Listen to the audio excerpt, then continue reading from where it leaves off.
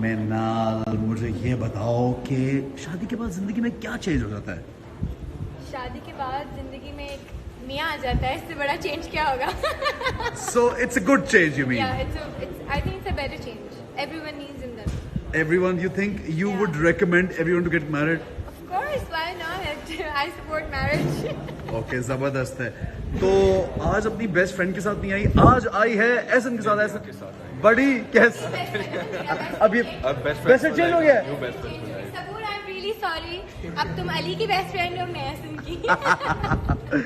अच्छा Ehsan, how are you? I am doing great. यार मुझे एक बात पूछनी है ये कि कितना फर्क पड़ा है एक जो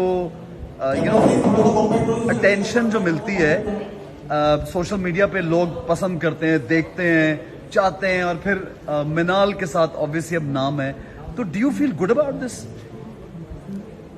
यार, I mean it's great to be with her because she's a wonderful person. हाँ ऑफ कोर्स। और जो एक पर्सनल लाइफ में क्या उससे फर्क पड़ा है, कोई इम्पैक्ट फॉर बेटर और वट एवर यू फील?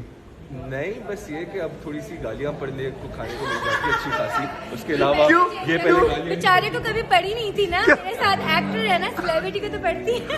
यानी ट्रोलिंग, यू मीन ट्रोलिंग भी बोलेंगे यार ये तो जुल्म है यार। बहुत अच्छा जवाब दिया, इसके लिए तालियां बजाओ।